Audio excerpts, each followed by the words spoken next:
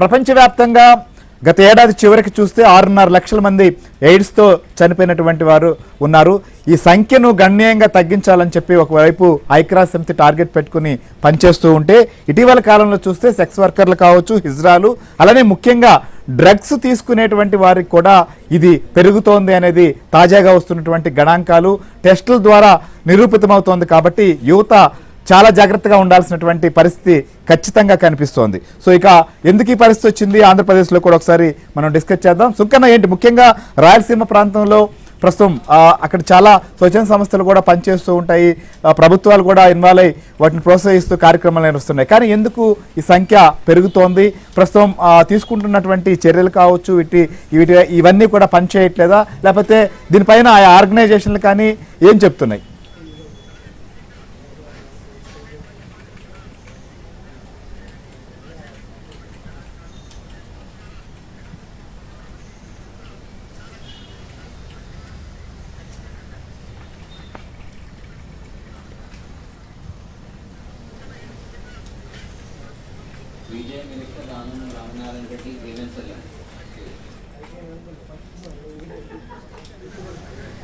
Right, మనం చూస్తున్నాం ఏదైతే ప్రస్తుతం ఆంధ్రప్రదేశ్లో వీటి సంఖ్య గణనీయంగా పెరిగినటువంటి పరిస్థితుల నేపథ్యంలో నాయుడు చెప్పండి, ముఖ్యంగా ఇటు వైజాగ్ సిటీ కావచ్చు, లేకపోతే ఉత్తరాంధ్రలో కూడా సంఖ్య గణనీయంగా పెరిగింది అనేటువంటిది తేలుతోంది. సో ప్రస్తుతం ఉన్నటువంటి వారి సంఖ్యకు అదనంగా పెరుగుతున్న పరిస్థితులు కూడా కనిపిస్తున్నాయి. కారణాలు అనేకం కూడా ఉన్నప్పటికీ కూడా ఎందుకు కంట్రోల్ కావట్లేదు, తీసుకుంటున్నటువంటి చర్యలు కావచ్చు, లేకపోతే అవేర్నెస్ చేస్తున్నప్పటికీ కూడా ఎందుకు పెరుగుతోంది?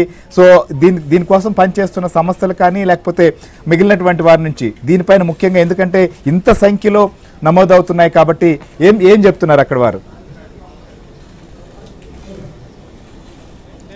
సాధారణంగా ఎయిడ్స్కి సంబంధించినంతవరకు హెచ్ఐవి పాజిటివ్ సంఖ్య అనేది క్రమంగా పెరుగుతున్నటువంటి పరిస్థితి అయితే కనిపిస్తుంది. ఎందుకంటే గతంలో మనం చూస్తే హెచ్ఐవి పాజిటివ్ కొంతవరకు కంట్రోల్ అయినప్పుడు కూడా సో ర్యాపిడ్గా 2-3 ఇయర్స్ నుంచి మనం చూస్తే మళ్ళీ గణనీయంగా పెరుగుతున్నటువంటి పరిస్థితి అయితే కనిపించింది. వరల్డ్ వైడ్గా చూసుకుంటే గతంలో 39.5 మిలియన్ ఉంటే ఇప్పుడు 39.9 మిలియన్ ఉంది. సో అలాగే ఇండియాలో మనం చూసుకుంటే అటు మహారాష్ట్ర తర్వాత ఆంధ్రప్రదేశ్ ఇప్పుడు వీటిలో ఎవరైతే హెచ్ఐవి ఇన్ఫెక్ట్ అయిన వాళ్ళ సంఖ్య క్రమంగా పెరుగుతున్నటువంటి పరిస్థితి అయితే కనిపిస్తుంది. దీనికి ప్రధానంగా సో ఎవరైతే వాహకాలుగా ఉన్న సెక్స్ వర్కర్స్ కావచ్చు, ట్రాన్స్జెండర్స్ కావచ్చు, స్వలింగ సంపర్కులు కావచ్చు, అలాగే మైగ్రేట్ పీపుల్ కొంతమంది ఉంటున్నారు.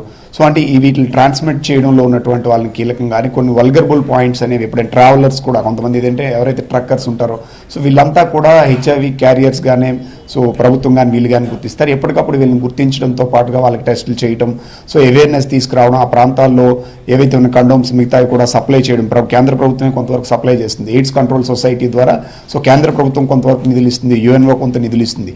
అయితే గతంతో పోల్చితే మాత్రం వీటిని కంట్రోల్ చేయడంలో కానీ వీటిని పూర్తి స్థాయిలో దృష్టి పెట్టడం విషయంలో కొంత తగ్గిందనేది స్పష్టంగా తెలుస్తుంది. గత 2 ఇయర్స్గా చూసుకుంటే ప్రపంచవ్యాప్తంగా ఈ డిజిటలైజేషన్లో భాగంగా సో సెక్సువల్ రిలేటెడ్ ఇవన్నీ క్రమంగా పెరగడంతో పాటుగా ఖచ్చితంగా ఏంటంటే బయట బహిరంగంగా ఈ సెక్స్ వర్కర్స్ అనే వాళ్ళు గతంలో కనిపించేవాళ్ళు కాదు, ఇప్పుడు వాళ్ళ సంఖ్య క్రమంగా పెరుగుతున్నటువంటి పరిస్థితి వచ్చింది. మరోవైపు ఇందులో కూడా మనం చూసుకుంటే 19 to 40 మధ్య ఉన్న వాళ్ళే ఎక్కువగా ఉంటున్నారు. సో అందులో కూడా ఇప్పుడు నార్మల్గా లేటెస్ట్ డేటా ప్రకారంగా కానీ వేళ్లలో చూసుకుంటే కేవలం 15 నుంచి 24 సంవత్సరాల వయసు ఉన్న వాళ్ళ సంఖ్య చూసుకుంటే ఎక్కువగా ఉంటుంది. అంటే దేశవ్యాప్తంగా చూసుకున్నట్టయితే కేవలం 16,000 మంది దీంట్లో ఈ మధ్య కాలంలో నమోదైనటువంటి పరిస్థితి. సో ఇదంతా కూడా ఖచ్చితంగా మారుతున్నటువంటి ట్రెండ్స్ ఇట్లా ఆధారంగానే ఉంటుంది అనేది ప్రధానంగా చెప్పొచ్చు. ఇప్పుడు విశాఖపట్నం ఈ ప్రాంతాల్లో కూడా కొంత రెడ్ రిబ్బన్ క్లబ్స్ కావచ్చు, మహిళా సంఘాలు వీటితో అవేర్నెస్ కల్పించినప్పుడు కూడా సంఖ్య అనేది పెరుగుతుంది. సో దీన్ని ఎరాడికేట్ చేయడంలో ప్రభుత్వాలు కానీ సంస్థలు కానీ కొంత సో స్తబ్దతగా ఉన్నాయనేది తెలుస్తుంది.